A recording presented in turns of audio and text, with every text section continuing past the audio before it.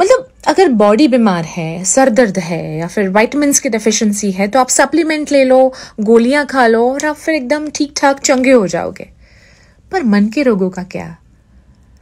मन के कौन से ऐसे तार है, ऐसी कौन सी चीज है कि सिटी स्कैन में निकल आएगी, एक्सरे मशीन होगा जिसमें पता चल जाएगा कि अच्छा यहाँ पे इश्यू है, ये चीज है, अगर मन का रोग है तो ये सप्लीमेंट लो, ये विटामिन्स लो, आप मेंटली फिट हो जाओगे।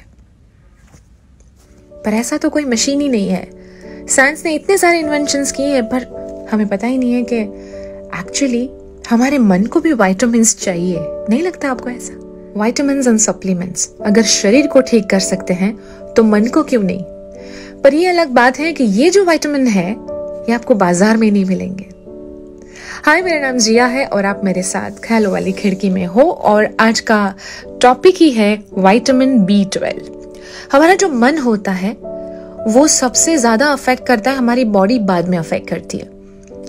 हम अपनी जिंदगी से खुश ना हो, इस पैंडेमिक की वजह से बहुत सारी चीजों में बदलाव आया है, लाइफ पहले जैसी नहीं रही है, चाहे फाइनेंशियल स्ट्रेस हो, रिलेशनशिप का स्ट्रेस हो, ऐसी बहुत सारी चीजों का मिक्स हो जाना भी दिमाग को और मन को काफी चोट पहुंचाता है। सो सबसे ज्यादा अफेक्ट हम कहाँ करते हैं? रिश्तों में, जिंदगी में। जो चाहा वो ना मिला, जो एक्सपेक्ट किया था उस हिसाब से हुआ नहीं।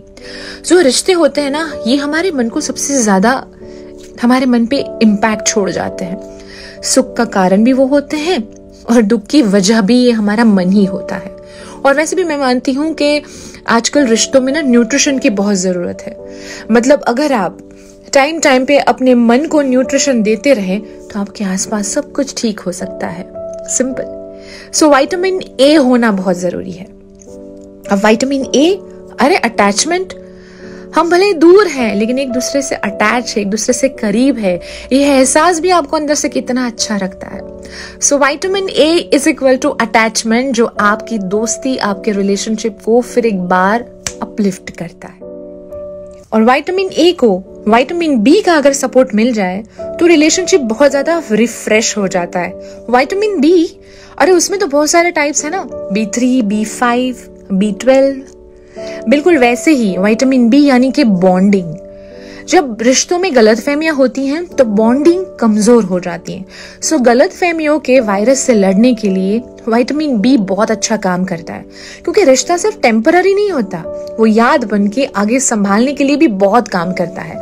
और इसी विटामिन बी के साथ अगर आप बारी बारी जब जरूरत हो विटामिन सी ऐड कर दो, थोड़ी सी केयर, थोड़ा सा कॉन्फिडेंस तभी आता है आपके रिलेशनशिप में। और अगर उसमें साथ हो हफ्ते में एक बार विटामिन डी का, यानी कि डेडिकेशन। इस दुनिया में कोई भी रिश्ता नहीं है जो बिना डेडिकेशन आगे बढ़े। दुनिया में ऐसा कोई काम नहीं है कि बिना डेडिकेशन हो पाए। और ये तो रिश्ते हमारे मन से जुड़े हुए हैं। सारे विटामिन्स रिश्तों की इम्यूनिटी बढ़ाएंगे। और वैसे भी कहते हैं ना, मम्मी पापा नहीं कहते, साल में एक बार तो बॉडी चेकअप करा दो, और वैसे भी इस पैंडेमिक में तो बहुत जरूरी है। बिल्कुल वैसे ही मन का चेकअप भी बहुत जरूरी है। वक्त आने पर ये सारे विटामिन्स हमारे मन को, हमारी जिंदगी के रिश्तों को फिर एक बार जीने लायक बना देते हैं। इनकी इम्यूनिटी बूस्ट हो जाती है। That's why it's very very necessary कि वक्त आने पर vitamin A, B, C, D आप अपनी मर्जी से अपने सप्लीमेंट्स ऐड करते रहिए। और मन के तो बहुत सारे रोग होते हैं, पता नहीं कौन सा रोग हमें लग जाए। कंपैरिजंस, पॉजिटिवनेस, खामोशी, गलतफहमियां, अविश्वास, न जाने कौन सा रोग हमारे मन को और हमारे रिश्ते को खतरा पहुंचा दे। और दुनिया में ऐसा कोई भी इंसान नहीं जो अकेला रहना चाहता हो। सबको अपने मन को अच्छा रखना होता है और हमारा मन बहुत सारा जुड़ा हुआ होता है अपने रिश्तों के साथ, अपनी जिंदगी के साथ। तो बस संभालिए अपने मन को, उसकी देखभाल कीजिए, वरना वो आइसोलेशन मोड पे चला जाएगा। और वैसे भी रिश्तों को न्यूट्रिशन की जरूरत बारी बारी होती है। उन्हें सींचना पड़ता है, उनके साथ ग्रो होना पड़ता है, उनकी देखभाल करनी पड़ती है। इस दुनिया में सबसे डिफिकल्ट अगर कोई मेंटेनेंस मांगता है ना तो वो रिश्ता है। और हर रिश्ते के साथ हमारा मन जुड़ा हुआ है। सो ध्यान रखिए, दूसरों के लिए नहीं, खुद के लिए, अपने लिए, अपने मन के लिए। Take care.